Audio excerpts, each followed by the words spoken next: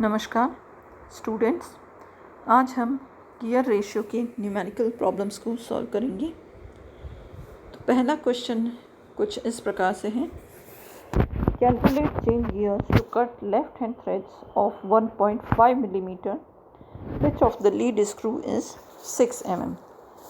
तो हमको lead screw की पिच दी हुई है 6 millimetre and we are required to cut threads of 1.5 millimetre pitch. ये थ्रेड्स लेफ़्ट हैंड थ्रेड्स काटने हैं। LH जो लिखा हुआ है उसका मतलब हुआ लेफ़्ट हैंड। तो जैसा कि हमें पता है ड्राइवर ओवर ड्रिवन का रेशियो होता है pitch of screw to be cut upon pitch of lead screw. इसी ड्राइवर ओवर ड्रिवन को हम गियर रेशियो बोलते हैं और यहीं से हमें चेंज गियर्स का साइज़ मिलता है। तो जब हमको पिच दी हुई होती है तो हमारे लिए हमारा ड्राइवर ओवर ड्रिवन का जो फॉर्मूला होता है वो होता है pitch of the screw to be cut upon pitch of lead screw. Simply हमने हमारी वैल्यूज़ जो थी क्वेश्चन में हमको दी हुई थी 1/1.5 एंड 6 mm, इनको यहाँ पर न्यूमरेटर और डिनोमिनेटर में सब्सटीट्यूट कर दिया और इसको सॉल्व किया तो ये फिगर आया है 1/4। अब इसका मतलब ये हुआ कि जो ड्राइवर साइड में गियर होगा वो 1 टीथ का गियर होगा और ड्रिवन साइड में जो गियर लगेगा वो 4 टीथ का गियर होगा, क्योंकि ये driver over driven is the gearing ratio और ड्राइवर का मतलब होता है gear on the driving side, यानी गियर ऑन स्पिंडल जिसको हम स्टड गियर भी बोलते हैं, उसका साइज़ आया है 1। और ड्रिवन यानी कि जो गियर लीड स्क्रू पर लगा हुआ है उसका साइज़ आया है 4। इसका मतलब ये हुआ कि 1 टूथ का गियर और 4 टीथ का गियर हमको लगाना पड़ेगा। बट हमको पता है कि जो गियर्स हमको अवेलेबल हैं उनका साइज़ है 20 से लेकर 120 टीथ तक का, यानी स्मॉलेस्ट गियर जो अवेलेबल है वो 20 टीथ है और लार्जेस्ट गियर जो हमको अवेलेबल है वो 120 टीथ का है। तो हमारा जो ये फैक्टर आया है 1/4, इसको हमें किसी ऐसे नंबर से मल्टीप्लाई करना पड़ेगा जिससे ये हमको फिगर 20 से 120 के बीच में मिल जाए। तो क्योंकि ऊपर हमारे पास में न्यूमरेटर में 1 है तो एटलीस्ट हमें छोटे से छोटा नंबर 20 लेना पड़ेगा सो दैट कि ऊपर 20 हो जाएगा और नीचे उस जो भी नंबर है उसको अगेन सेम नंबर से मल्टीप्लाई करेंगे तो यहाँ हमारे पास में जो फिगर बन रहा है वो है 20/80। तो ये वो साइज़ है जो हमारे पास में अवेलेबल है जो कि 20 से लेकर 120 तक की रेंज में है। तो ड्राइवर साइड में 20 का गियर लगाएं, ड्रिवन साइड में 80 का गियर लगाएं, तो ये एक हमारे पास में गियर ट्रेन बन जाएगी। It will be a simple train, क्योंकि यहाँ पर हमें पता है कंपाउंड में 2 ड्राइवर और 2 ड्रिवन्स होते थे, जबकि हमारे यहाँ इस प्रॉब्लम में हमको एक ड्राइवर और एक ड्रिवन ही मिला है, तो हम कह सकते हैं कि it is a simple train. Then फिर हमको यहाँ पर लेफ़्ट हैंड थ्रेड्स काटने के लिए कहा गया है। क्वेश्चन में दिया गया है लेफ़्ट हैंड थ्रेड्स कट करने, तो लेफ़्ट हैंड थ्रेड्स कट करने हैं। इसका मतलब ये हुआ कि हमारा लीड स्क्रू का डायरेक्शन ऑफ रोटेशन जो है वो स्पिंडल की डायरेक्शन से ऑपोजिट रहेगा। और उसके लिए हमने देखा था कि जब हमारे पास में सिंपल गियर ट्रेन होती है और दोनों का ही डायरेक्शन ऑपोजिट होता है, स्पिंडल और लीड स्क्रू का डायरेक्शन ऑफ रोटेशन अगर ऑपोजिट होता है तो इन दैट केस हमको इवन नंबर ऑफ आइडलर्स की रिक्वायरमेंट होती है। तो इसलिए जो फाइनली हमारा आंसर होगा वो होगा 20/80।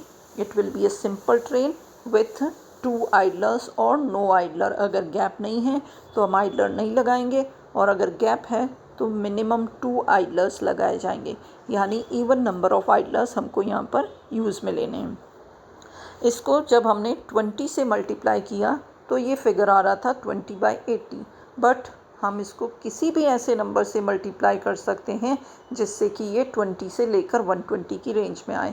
तो सेकंड स्टेप में हमने देखा कि इसमें हमने 25 से मल्टीप्लाई किया है न्यूमरेटर और डिनोमिनेटर को, तो आंसर आ रहा है 25/100। तो ये 2 आंसर्स नहीं हैं, ये 2 अलग अलग आंसर्स हैं और इस आंसर की रेंज कुछ भी हो सकती है जब तक कि ये 20 से लेकर 120 के बीच में आए। यानी कोई किसी को ये भी हो सकता है कि वो 30 से मल्टीप्लाई कर दे ऊपर नीचे, तब भी हम देखेंगे कि ये आंसर जो है वो 120 से लेकर 120 की रेंज में जा रहा है। तो कई सारे ऑप्शंस एक पर्टिकुलर आंसर के हो सकते हैं उस रेंज में रहते हुए। तो फाइनली हमारे पास में ये 2 अलग अलग आंसर्स आ गए, बट ट्रेन सिंपल रहेगी एंड एटलीस्ट 2 आइलर्स हमको वहाँ पर लगाने होंगे। नेक्स्ट क्वेश्चन है calculate change gears to cut RHBSW V threads to cut 12 TPI on a lathe having a lead screw of 8 TPI। हमको लीड स्क्रू की TPI दी हुई है 8 और हमको जो थ्रेड्स काटने हैं वो 12 TPI के काटने हैं। और ये जो वर्ड लिखा हुआ है इसमें RHBSW, इसका मतलब हुआ right hand BSW threads. BSW is a type of thread जिसका फुल फॉर्म होता है ब्रिटिश स्टैंडर्ड विथवर्थ थ्रेड्स। तो ब्रिटिश स्टैंडर्ड विथवर्थ थ्रेड्स हमको राइट हैंड काटने हैं, तो उसके लिए 12 TPI का काटना है। जो TPI होता है उसका मतलब होता है थ्रेड्स पर इंच, थ्रेड्स पर इंच। तो हमको TPI दिया हुआ है या थ्रेड्स पर इंच दिया हुआ है। और थ्रेड्स और TPI और पिच जो है these are reciprocal of one another, यानी कि pitch is equal to 1/TPI होता है। They are inverse of each other, reciprocal of each other. तो pitch is equal to 1/TPI। तो हमने देखा ऊपर कि पिच जब दिया हुआ होता है तो फॉर्मूला होता है pitch of screw to be cut upon pitch of lead screw. और अब इस केस में हमको दिया हुआ है TPI, तो TPI is just inverse of pitch. तो फॉर्मूला जो बनेगा ड्राइवर ओवर ड्रिवन का वो होगा TPI on lead screw upon TPI on job या TPI on screw to be cut. Just इसका रिवर्स हो जाएगा TPI के लिए। तो हमको जो डेटा यहाँ पर दिए हुए थे क्वेश्चन में, हमने न्यूमरेटर में लीड स्क्रू की TPI जो कि 8 दी हुई है वो डाल दी, और डिनोमिनेटर में जो हमको बनाना है थ्रेड उसकी TPI 12 डाल दी। इसको सिंप्लीफाई किया तो ये फैक्टर आया है हमारे पास में 2/3। इसका मतलब वही हो गया कि ड्राइवर साइड में जो गियर लगेगा वो 2 टीथ का लगेगा और ड्रिवन साइड में 3 टीथ का गियर लगेगा। बट प्रॉब्लम फिर वही है कि 2 और 3 टीथ के गियर साइज अवेलेबल नहीं है। तो इसको ऐसे किसी भी नंबर से मल्टीप्लाई करें न्यूमरेटर और डिनोमिनेटर में कि ये 20 से लेकर 120 की रेंज में आ जाए। तो यहाँ पर हमने इसको 20 से मल्टीप्लाई किया है। हम इसको 10 से भी मल्टीप्लाई कर सकते थे, हम इसको 15 से भी मल्टीप्लाई कर सकते थे। कोई भी ऐसा नंबर कि हमको गियर का साइज़ मिल जाए 20 से लेकर 120 के बीच का, बट उसमें भी 20 के बाद 25 ही आएगा, 30 आएगा, बीच के नंबर्स अवेलेबल नहीं होते हैं। तो 5 के गैप पर हमको साइज़ अवेलेबल है, उस अकॉर्डिंग हम किसी भी सूटेबल नंबर से ऊपर और नीचे मल्टीप्लाई करेंगे। और इस केस में जब हमने 20 से मल्टीप्लाई किया तो ये रेशियो आया है 40/60, यानी ड्राइवर साइड में जो गियर लगेगा स्टड गियर वो 40 टीथ का होगा और लीड स्क्रू पे लगने वाले गियर का साइज़ 60 होगा। यहाँ पर भी ये एक सिंपल ट्रेन है और यहाँ क्योंकि हमें राइट हैंड थ्रेड्स बनाने थे और राइट हैंड थ्रेड्स में लीड स्क्रू का डायरेक्शन ऑफ रोटेशन स्पिंडल के जैसा ही रहेगा, इसलिए यहाँ पर number of idlers will be odd numbers, और इसलिए हम कहेंगे कि ये एक सिंपल ट्रेन है विथ 1 आइडलर। नेक्स्ट क्वेश्चन है calculate change wheels to cut threads of 1 millimetre pitch on a lathe having a lead screw of 8 mm pitch. बिल्कुल सिंपल सा क्वेश्चन है कि लेथ पर हमको 1 mm पिच का थ्रेड बनाना है जबकि लीड स्क्रू पर 8 मिलीमीटर की पिच दी हुई है। सिंपली हमने जैसा कि फर्स्ट क्वेश्चन में किया, हमको पिच में दिया हुआ है तो formula is pitch of screw to be cut upon pitch of lead screw. हमने हमारी वैल्यू सब्सटीट्यूट कर दी और ड्राइवर और ड्रिवन का रेशियो आ गया 1/8। अब ये जो 1/8 है इसको हम कोई भी नंबर लें, स्मॉलेस्ट नंबर लें ताकि हमारा साइज़ 20 से 120 के बीच में लें। तो इसके लिए हमको कम से कम जो छोटे से छोटा नंबर है वो 20 लेना पड़ेगा, क्योंकि न्यूमरेटर में हमारे पास में 1 डिजिट है और 1 का को 20 से ही मल्टीप्लाई करने पर 20 आएगा।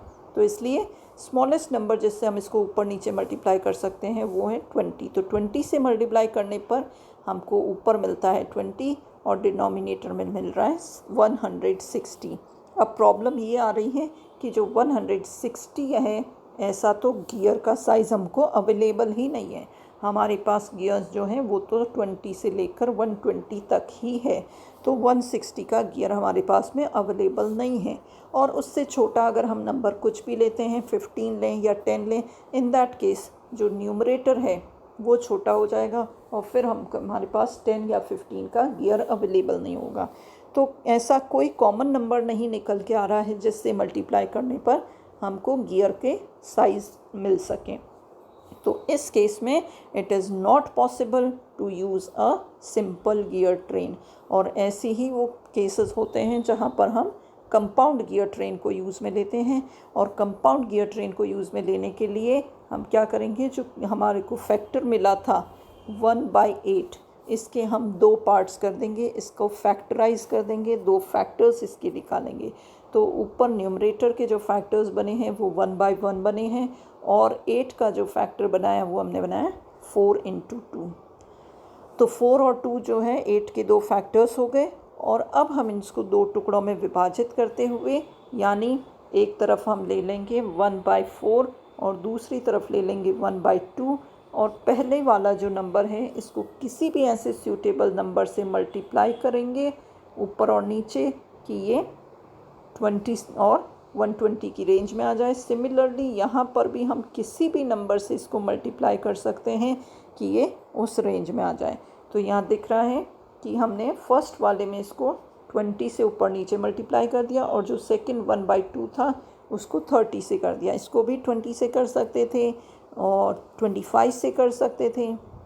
कोई भी नंबर जो हमको सूटेबल लगता है उससे हम इसको मल्टीप्लाई कर सकते हैं। ज़रूरी नहीं है कि दोनों जगह अलग नंबर्स हो, दोनों जगह सेम भी हो सकते हैं, दोनों जगह डिफरेंट नंबर्स भी हो सकते हैं, बट न्यूमरेटर और डिनोमिनेटर में कॉमन नंबर रहेगा। तो इसको हमने मल्टीप्लाई किया एंड ये सॉल्व करने पर हमारे को फाइनली आंसर जो है वो मिला 20 × 30/80 × 16।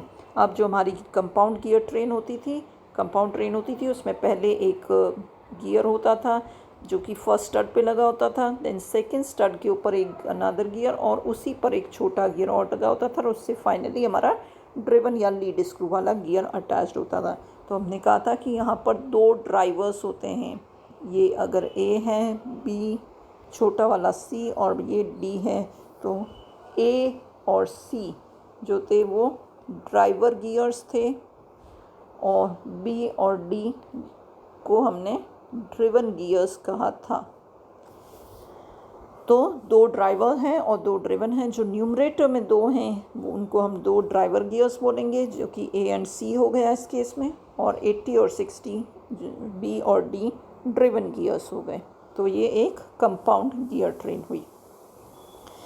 नेक्स्ट क्वेश्चन है 4th question, calculate the change gears for cutting right hand single start threads of 0.25 inch pitch on a lathe having a lead screw of 8 mm lead। यहाँ पर लीड दी हुई है लेकिन ये सिंगल स्टार्ट थ्रेड है। तो single start threads में हमने देखा था कि pitch and lead is one in the same thing. तो हम यहाँ जो लीड का फॉर्मूला है वही पिच का फॉर्मूला रहता है। सिंगल स्टार्ट और मल्टी स्टार्ट में ये थोड़ा चेंज हो जाता है कि पिच को हम पिच नहीं बोलकर लीड बोलते थे, बट इन दैट केस जहाँ हमारा सिंगल स्टार्ट थ्रेड है वहाँ pitch and lead is one in the same thing. तो यहाँ क्वेश्चन में थोड़ा सा मिसलीडिंग लैंग्वेज लिखी हुई है, अदरवाइज़ यहाँ पर lead is same as pitch क्योंकि सिंगल स्टार्ट थ्रेड्स हमने यूज़ में लिए हुए हैं। तो यहाँ पर हम जो एक बात नोट कर रहे हैं वो ये है कि जो हमें लेथ पर पिच बनाने हैं वो 0.25 इंचज़ में हैं, जबकि लीड स्क्रू की जो लीड या पिच दी हुई है वो 8 mm की है। तो जो हमारा एक तरफ इंचेस है और एक तरफ मिलीमीटर्स है, तो इसके लिए हमने बताया था कि एक ट्रांसलेटिंग गियर हमारे पास में होता है 127 नंबर का, यानी 20 से 120 साइज़ के गियर्स हैं, बट एक एक्स्ट्रा गियर होता है 127 टीथ का जिसको ट्रांसलेटिंग गियर हम बोलते हैं।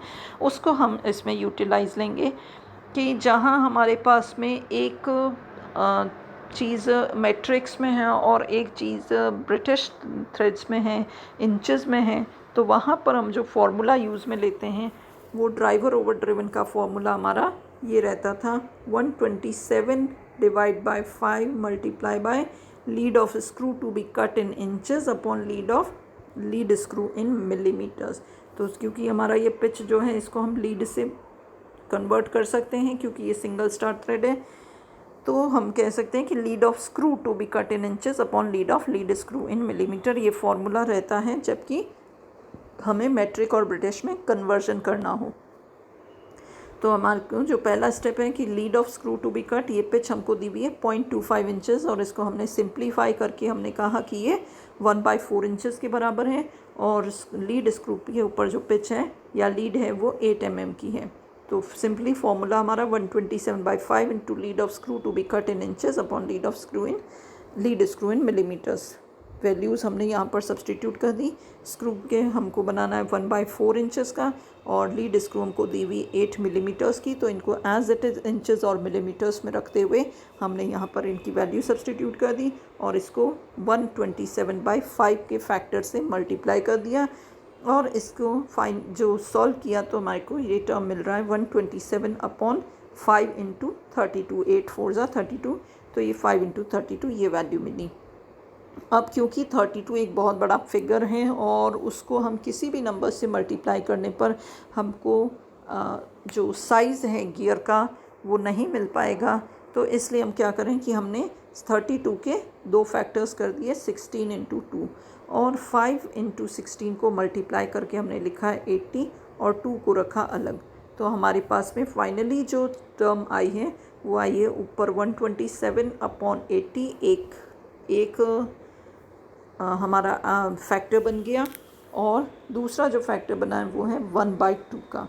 तो ये 2 फैक्टर्स हैं हमारे पास में, इन दोनों को ही अलग अलग नंबर्स से हम मल्टीप्लाई करके और एक कंपाउंड गियर ट्रेन बना सकते हैं। तो फर्स्ट वाले को we will keep it as it is, क्योंकि 127 जो है हमारे को गियर साइज़ अवेलेबल है और 80 का भी गियर साइज़ अवेलेबल है, तो इसलिए इसमें हमको किसी से भी मल्टीप्लाई करने की ज़रूरत नहीं है। जो सेकंड हमारा फैक्टर था 1/2, उसको हम किसी भी ऐसे नंबर से मल्टीप्लाई कर सकते हैं कि हमको 20 से 120 के बीच का टीथ अवेलेबल हो जाए। यहाँ पर 50 से मल्टीप्लाई किया है, वी कैन यूज़ इवन 20, 30, ऐसा कोई भी नंबर हम इसमें ले सकते हैं।